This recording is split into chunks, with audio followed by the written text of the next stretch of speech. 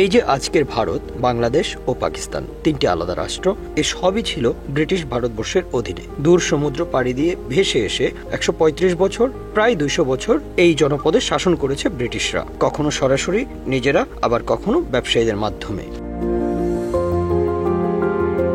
ভারতবর্ষের ইতিহাসে ব্রিটিশ শাসন এক অন্ধকার অধ্যায় হিসেবেই বিবেচিত, যেখানে উপনিবেশবাদ কেবল শোষণই করেনি, বরং হাজার বছরের সংস্কৃতি, অর্থনীতি ও সামাজিক কাঠামোকে বিপর্যস্ত করেছে।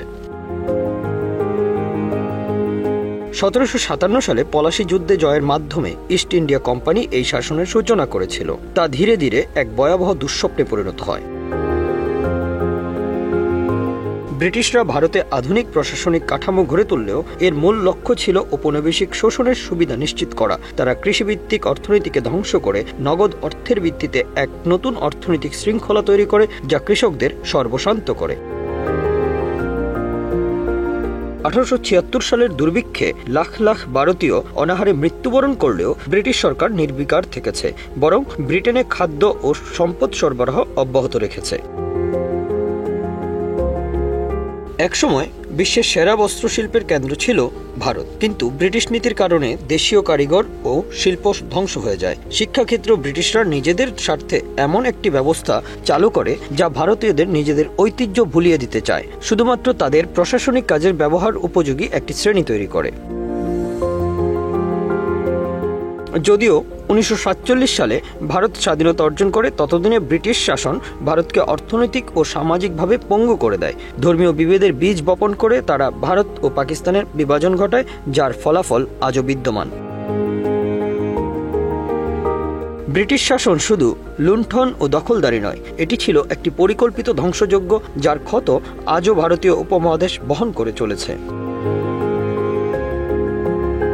ব্রিটিশ শাসনের অধীনে ভারতবর্ষ আসে ১৭৫৭ সালে। এরপর ১৭৬৫ থেকে ১৯০০ সাল পর্যন্ত ১৩৫ বছরের ঔপনিবেশিক শাসনে ভারত থেকে ৩৩.৮ ট্রিলিয়ন মার্কিন ডলার অর্থমূল্যের সম্পদ নিয়ে গেছে ব্রিটিশরা। এই সম্পদ বোক দখল করেছেন ব্রিটেনের শীর্ষ ১০% ধনী ব্যক্তি। এই অর্থের পরিমাণ এত বেশি যে ৫০ পাউন্ড মূল্যের নোট দিয়ে লন্ডন শহরকে প্রায় ৪ বার মোড়ানো সম্ভব। আন্তর্জাতিক অধিকার সংস্থা অক্সফাম ইন্টারন্যাশনালের সর্বশেষ বৈশ্বিক বৈষম্য বিষয়ক প্রতিবেদনে এ তথ্য উঠে এসেছে। প্রতিবেদনটি প্রতি বছর বিশ্ব অর্থনৈতিক ফোরামের বার্ষিক বৈঠকের প্রথম দিন প্রকাশ করা হয়। টেকার্স নট মেকার্স শিরোনামে প্রকাশিত ৯৭ পৃষ্ঠার প্রতিবেদনে দেখানো হয়েছে আধুনিক বহুজাতিক কোম্পানির ধারণা মূলত উপনিবেশবাদের সৃষ্টি। উপনিবেশবাদের সময়ে তৈরি হওয়া বৈষম্য ও লুটপাটের প্রবণতা এখনও আধুনিক জীবনে গভীরভাবে প্রভাব ফেলে চলেছে। অক্সফাম বলছে, উপনিবেশবাদ থেকে শুরু হওয়া এই বৈষম্য একটি গভীর অসম পৃথিবী তৈরি করেছে। এটি এমন এক বিভক্ত পৃথিবী তৈরি করেছে যেখানে বর্ণ বৈষম্য বিদ্যমান এবং দক্ষিণ গোলার্ধের সম্পদ উত্তর গোলার্ধের ধনীরা নিয়মিত শোষণ করছে। বিভিন্ন গবেষণার ভিত্তিতে অক্সফাম দেখিয়েছে ১৭৬৫ সাল থেকে ১৯০০ সাল পর্যন্ত ব্রিটেনের শীর্ষ ১০% ধনী ভারত থেকে ৩৩.৮ ট্রিলিয়ন ডলার শোষণ করেছে। এই অর্থ যদি ৫০ পাউন্ডের নোটে রূপান্তরিত করা হয়, তবে তা দিয়ে পুরো লন্ডন শহরকে ৪ বার ঢেকে দেওয়া সম্ভব বলে উল্লেখ করা হয়েছে প্রতিবেদনে।